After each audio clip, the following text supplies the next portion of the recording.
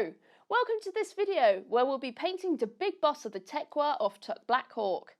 Uftak's model is a fantastic homage to his character. From his snaz hammer to his loyal squig princess, there is a lot of detail to take in.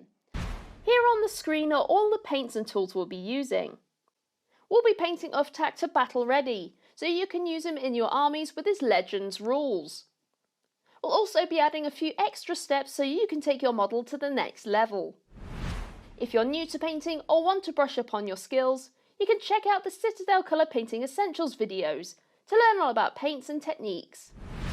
But before we even start painting, we need to undercoat our model, and we've used Wraithbone, making this really easy to use lots of contrast colours, so we can get Uftak and Princess painted quickly.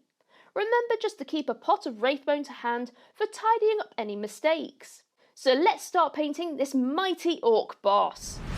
For Uftak's skin, we'll be using Gut Ripper Flesh, as he has a lighter green skin tone and this contrast paint is perfect for it. We'll use a small base brush so we can get into all of those smaller areas and avoid making too much mess. When applying contrast, it's best to apply it heavily in small sections. Then we can remove the excess paint once it's covered all of those areas.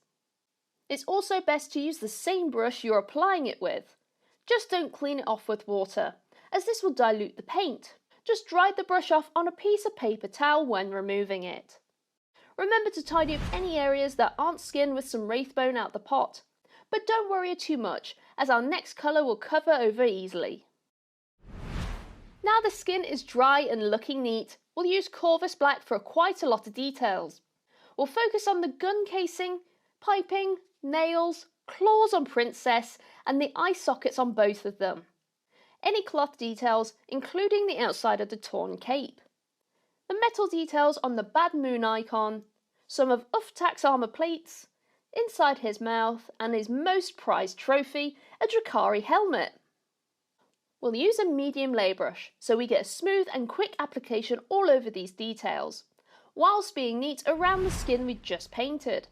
So take your time and do section by section at a time.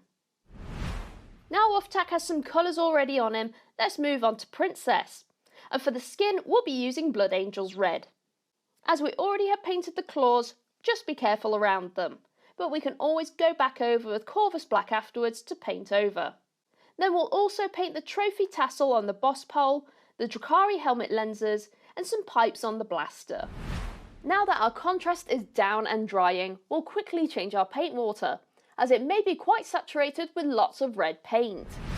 For the leather details on our model, we'll use Katachan Flesh with a small base brush, but you can always use a small layer brush too if some of the details are a lot smaller or in harder to reach places. Just a few coats of this colour will be plenty, and we can carry on painting more of the details of the boss. Now to get that iconic Bad Moon style, we'll be using a few coats of Avalon Sunset on the moon icon, the rest of those armour plates, and hazard markings on the blaster piping. You can also use this to paint the flames on the end of the cape. Just keep your paint thin and your brush pointed, and you'll have some nice sharp details painted in no time at all. With those hazard markings and flames, you can either leave this if you don't feel comfortable painting these details. Because these flames are jagged and randomly sized, you can start with some zigzag lines and then fill them in with the colour. You can either mark it with a pencil or just go freestyle. So take your time and keep your paint strokes light and in the same direction if possible. Right, our model is starting to come together. So we'll use Demonette Hide for Uftak's tongue and Princess's tongue and gums. We'll use a small layer brush as these details are near other colours and we want to try and be as neat as possible. If you aren't sure what you should be using this paint for, just check out the box art to see where it goes. Next we'll apply Wraithbone to any teeth found inside of mouths and any as trophies. We'll also use this to tidy up the inside of the cape, ready for a shade later on. Depending if you've got any stray colours on these areas, you may need a couple of coats to cover over. But if it's pretty clean of paint, you may only need one coat. Now we've got loads of colours already applied, so let's focus on the metallics. For the blaster, snaz hammer, neck staples, chains and all of those little extra details, we'll be using Lead Belcher. As there are various different sizes of this detail for this colour, we'll be using a small base brush and a small layer brush, depending on where and how big those areas are. Just take your time and go around the whole model with a few coats at a time, leaving them to fully dry. With our silver looking great, we can move on to the brass bits. We'll use Runelord brass to pick out some of the blaster details such as the smaller pipes, plates and ammo canister. Then you can pick out any of the little details such as the teeth welded onto the boss pole.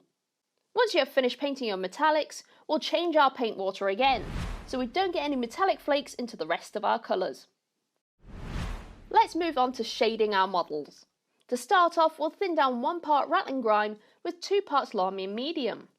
We'll use this to shade the Lead Belcher, Corvus Black, Runelord Brass, Catachan Flesh and Demonette Hide details. You can also use this to recess shade any of our Blood Angels Red details too. But just be careful when applying it to Princess, so we don't get any of this colour onto the other colours. It may seem odd to use Lahmian Medium instead of Contrast Medium, but we want to use this great paint to cover as many different colours, so we made it into a thinner shade instead. And to shade the Wraithbone and Avalon Sunset details, we'll thin down 1 part Agrax Earthshade with 2 parts Lahmian Medium. Thinning it down allows you to control how dark those recesses are on these lighter and brighter details. So if you want some darker areas, just apply another coat once this first one is dry. This makes sure that we have a nicer finish, rather than overloading our model with lots of shade, which could lead to streaks and unwanted dark patches. Now our last paint is dry, Uff-Tac Black Hawk is now battle ready.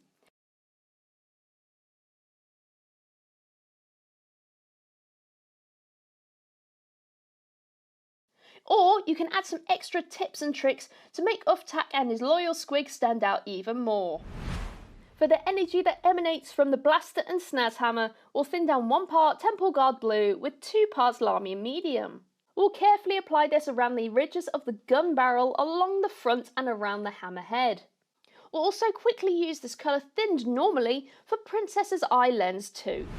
We just want to make sure that we get enough colour so once it's dried it will give a light but still saturated tone.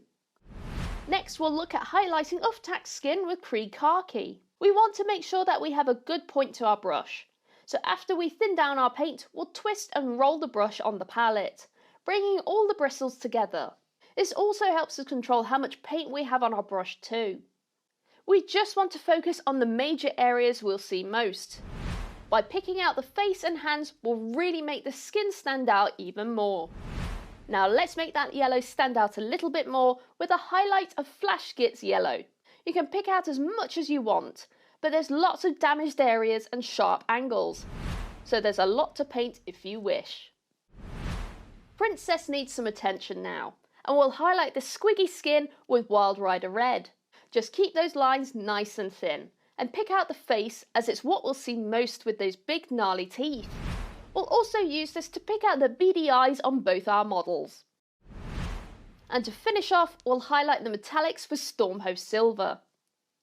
Just like with the rest of our highlights, we'll pick out the most prominent and visible areas, as this will give you more time to add quick and easy chipping on that snaz hammer.